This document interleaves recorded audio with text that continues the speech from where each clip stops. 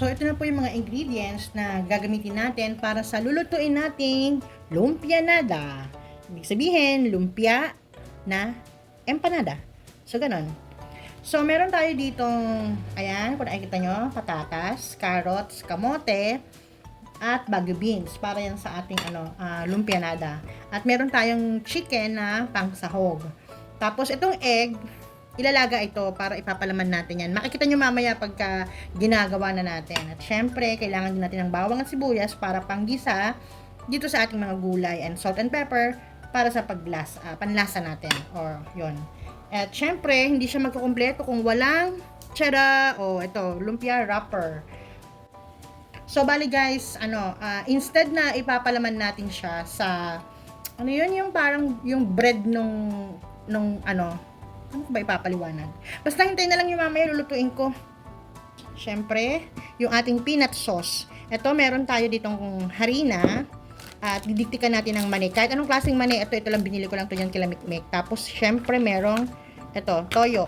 Kahit anong brand. Naubusan kasi ako ng Silver Swan eh. Wala doon sa pinagpapalengkehan ko. Ay, sugar pa pala para dito sa ating hindi ko lang naisama. Pero kailangan natin ng sugar. So, tara na guys, magluto na tayo. So guys, itong gulay, babalatan ko muna at huhugasan ha. Babalikan ko kayo pag tapos na. Tada! Oh guys, ito na yung mga binalatan kong gulay. Yung kamote, binabad ko kasi tingnan nyo oh. Nagpupoknat-poknat siya ng itim. Kaya, baka may ko pala nakita nyo. Ayan oh, kaya binabad ko sa tubig. Diba? Tapos ayan. So, babalatan na natin siya ng maliliit. Pa-cubes ha. Okay. Oh, yung sangkalan ko, ulitin ko sa inyo, malinis to ha. Kinuskus ko na to ng din. Sadyang ganyan lang talaga siya, guys. Daddy, sabihin mo nga malinis yung sangkalan ko, Daddy. Madumi yan. Ay, Daddy! So, guys, unahin natin ng kamote. Pa-cubes lang to na, Alam nyo ba, nagluto na ako nito dati. Isang beses pa lang. Siguro mga 2018 yun. Hindi pa ako nagluluto-luto sa video, hindi pa ako nagbo-vlog-vlog noon. Pero nagluto na ako. Itong recipe na to, nakita ko to kay Chef Tatong. So, nung napanood ko siya, pwede palang ganun, tinry ko. At masarap siya guys, promise. Pero nung nagluto ako nito noon, walang peanut sauce kasi hindi ako marunong. Hindi ako marunong magluto noon. Pero ngayon, try natin, ha? So, ganito guys, oh. Malalaki pa nga to eh. Dapat mas maliliit pa dyan eh. Ayun oh. Dapat mas maliliit pa dyan. So guys, dito naman tayo sa kamote. Alam niyo, naisip ko, hindi siya madami pala. Para siyang madami ngayon kasi hilaw pa. Pero once na maluto kasi pala yan, iimpis na yan guys. Kaya sige, ituloy na natin paghiwa. Ay, ang tigas. Ay, ang tigas. Ay, ano ba yan? Ganon din ang paghiwa na ito ha, parang sa patatas. So ito, same din nung mga patatas ha, tsaka nung kamote, pa-cubes din, ha? Itong bagu beans, guys, pabilog na lang ng maliliit, ha? Yan, ganyan, oh.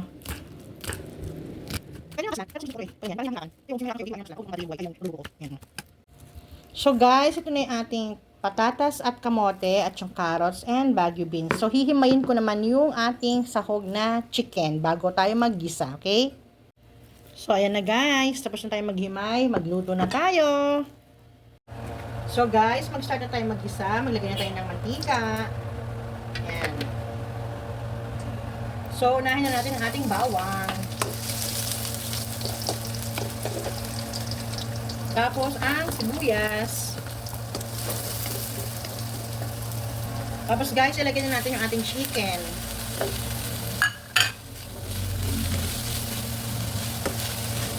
Ang bango guys, bawang sibuyas pa lang yan, tsaka chicken ha. O, di ba? So, hintayin muna natin itong mag-isa mabuti guys. Halutuin muna natin yung chicken natin. So guys, ilagay na natin yung ating patatas. Ayan. Kasi mas matagal itong maluto kaysa sa kamote. Yun base sa pagkakaalam ko guys ha. Ayan. Marami yung kamote natin, pero okay lang yun guys. Mas masarap nga yun para mananis-nanis yung palaman natin, di ba? So, takpan natin. Balikan natin siya uli mamaya, ha?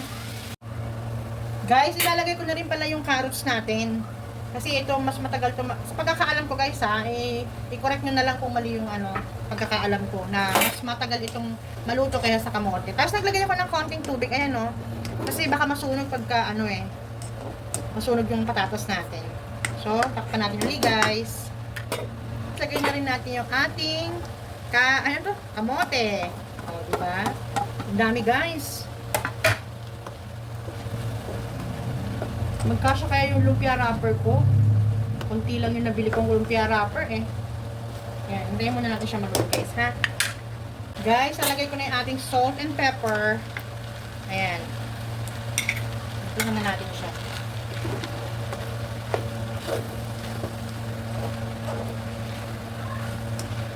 Ang bango guys, grabe. Guys, ilalagay ko na rin yung ating Baguio beans.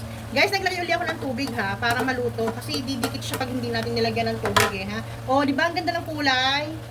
O, see? Tapos pwede nyo tikman para ma-check nyo kung okay na ba sa panlasa nyo yung timpla ng ng gulay natin. Kayo nang bahala mag-adjust sa panlasa ninyo. Guys, nakalimutan ko sabihin sa inyo kanina, maglalagay tayo ng oyster sauce. Ayan.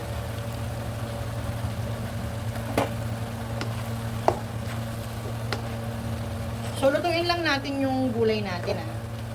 Pero kung gusto nyo half cook, pwede din naman.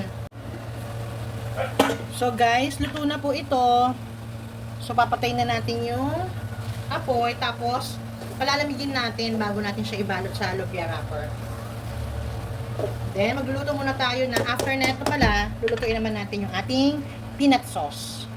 So, guys, ito na yung ating gulay. Ang sarap nyo guys, natikman ko, manamis-namis kasi yung kamote nga, diba?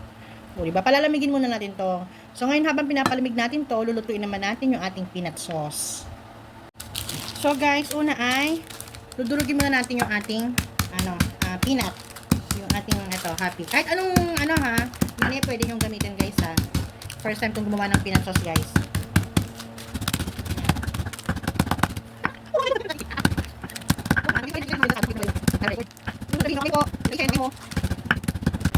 So, okay na siguro to guys. So, guys, check natin kung gaano kapino. Masyado, pero carry lang. Tama lang yung ganyang pino nga na inyo. Pero, yung iba kasi, gusto nila yung meron sila nangunguyang-nguyang konting, mani. Diba?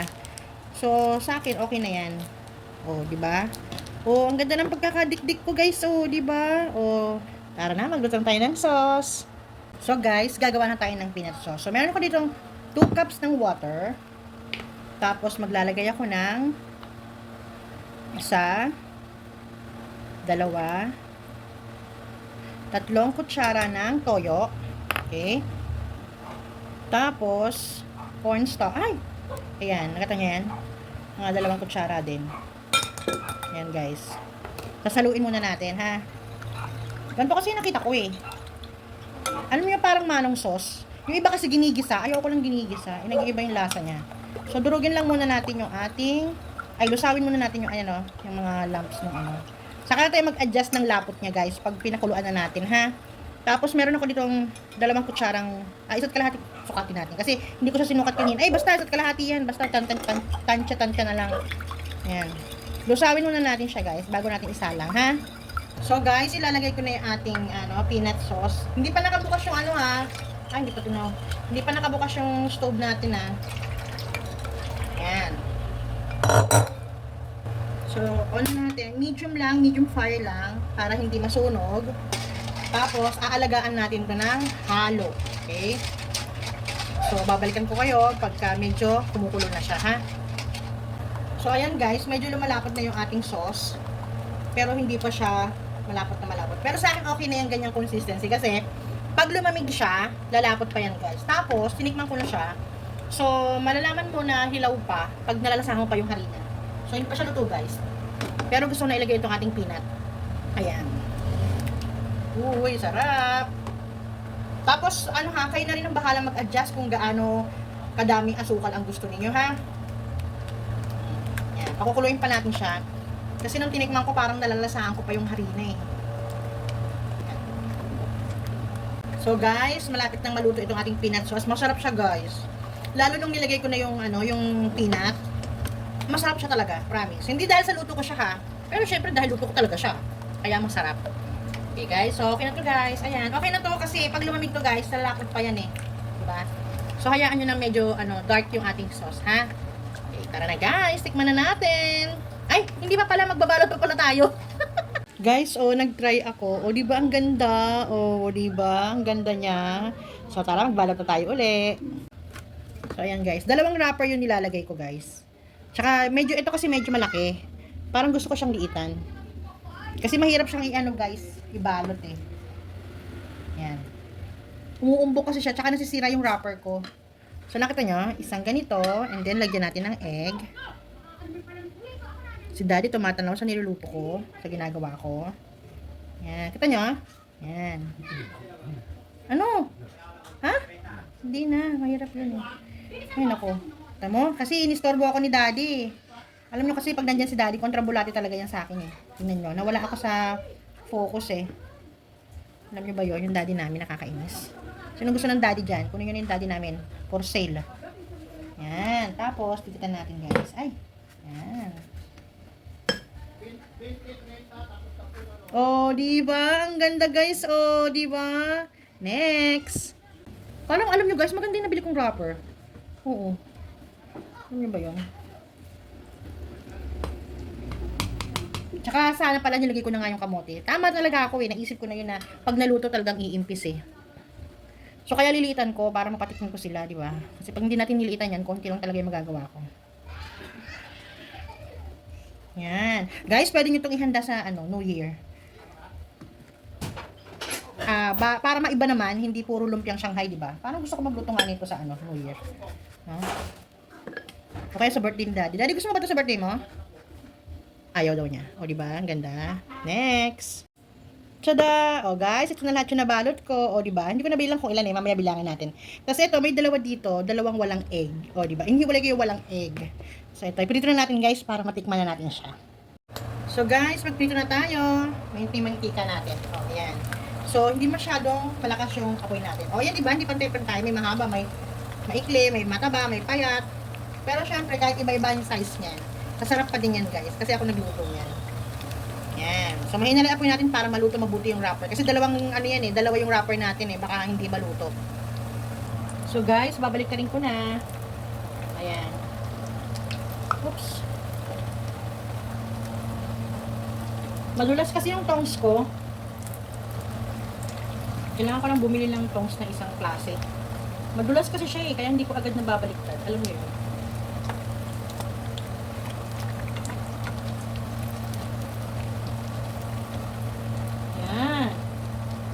Guys, luto na. Hanguin na natin. O, di ba? Ang ganda ng kulay. Okay. Ito guys, so tingnan nyo. O, di ba? Ganda.